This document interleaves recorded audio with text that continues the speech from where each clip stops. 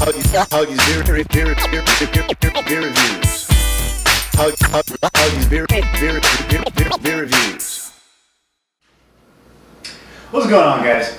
Welcome back to another installment of Hoggie's Beer Reviews, and today I'm finally getting to a beer that I've been sitting on for the last about 6 months. My good buddy Howard up in Vero Beach gave me this beer towards the end of last year, October, November, December, and now in April of 2011 is when I'm finally getting to it. This is from the Terrapin Beer Company in Georgia, and this is their Reunion 2010, a beer for hope. This one is a Belgian style Scotch ale, okay, and this is a limited edition. They've released 2 Reunion beers. This is Reunion 2010. The first one was Reunion 09. The 09 was a lemongrass wit, if I'm not mistaken, and this is the Reunion 2010 Belgian style Scotch ale. Now, the reason it's a beer for hope is because the proceeds of these beers, of this whole series, the Reunion beers, benefit the Institute for Myeloma and Bone Cancer Research. All the proceeds from these beers go to cancer research, which is a really cool thing. It's really respectable.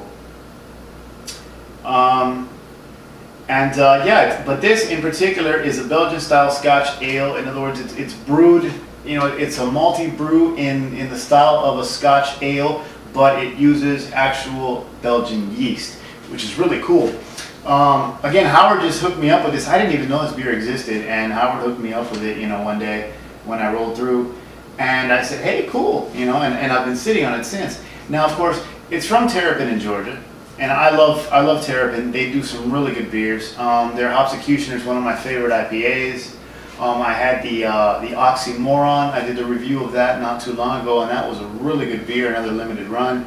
So, I mean, Terrapin is good stuff. So punching it up on Beer Advocate, of course, Terrapin Beer Company in Georgia. This is categorized as a Scotch ale or a wee heavy. It's 8.5% alcohol by volume, and out of a total of 58 reviews, it gets a B.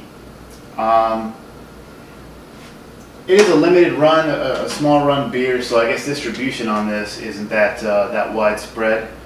I read on Terrapin's website that there's, I think, Taco Mac or something like that. It's one particular restaurant somewhere in Georgia is the sole outlet for this on tap, which would be interesting to try something like this on tap. But anyways, that's the beer. There's the glass. Again, I got this from Howard. He hooked me up with the palm tulip glass. So that's really cool. I figure it's appropriate for the style, more or less. Now, Terrapin is really bad about their caps. They always have the plain gold caps. This has the gold foil on there. So let's see if it's going to be a plain cap under there or if there's some special.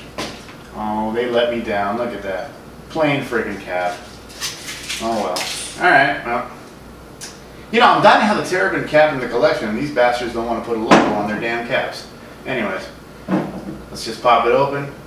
Again, Jack from Formula PR hooked it up with the Newcastle Brown Ale opener along with the mini keg, so getting right to it. Ooh, smoky.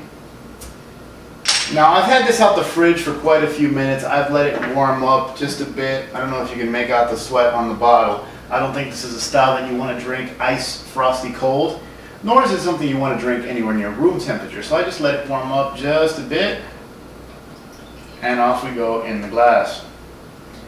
Now, this is a dark beer, but Scottish style ales tend to be, well, I mean, by their very nature, they're dark. They're really malty, maybe a bit smoky, not a lot of hops.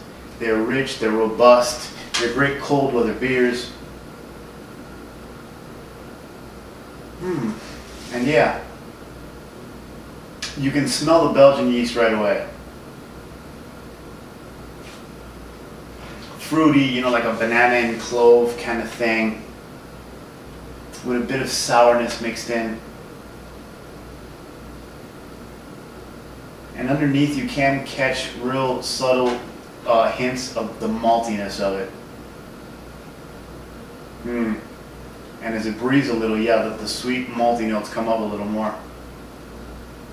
It smells interesting. It's an interesting combination because usually when you get malty Belgian style ales, it's done more in their style. This is hints of kind of like a sweeter, smokier kind of Scottish sweetness mixed in with that Belgian yeast, so that's good. Okay. Huh?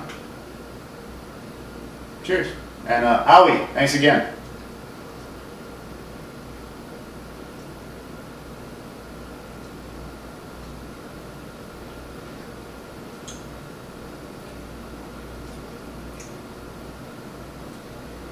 That's a really interesting combination of flavors, because you don't get a lot up front. You know, there's no hop bite. You're gonna get a little bit of prickle from the, little bit of fizz, you know, prickle from the carbonation, and that's it. And then it's just kind of smooth and easy drinking because of that rich, silky, smooth sweetness. It's a medium body. It's not light. It's not something that you really want to chug, but it's smooth and it's sweet, but not cloyingly so. And towards the finish is when you get a little bit of that sourness from the yeast and the qualities from the yeast, you know, that banana and clove and the fruitiness. But in the taste itself, the yeast character is really subtle. It's the sweetness that really reigns supreme here.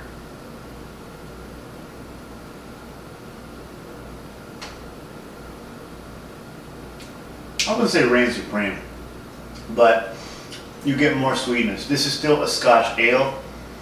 It's a Scotch ale first. It has Belgian characteristics, and that's secondary. But it is well balanced. It's tasty. It's easy to drink. For a special edition beer, I give this a glass full because they tried something different, something interesting, and they did it well. Terrapin has a knack for doing things well. They make good beers. And this is an experimental thing. You know, it's a hybrid style. It's not something that's normal that anybody really does. You know, they got creative, and it worked. So, glass full for what it is. Terrapin Reunion 2010, a beer for hope. If you see it, pick it up. Not only is it a good beer, but the money goes towards a good cause. You know, so support cancer research, support Terrapin, and support just drinking beer in general. Thanks for watching and supporting me. And if you're in Vero Beach, go to Hurricane Wings and support Howard. All right, thanks guys. Take care and cheers.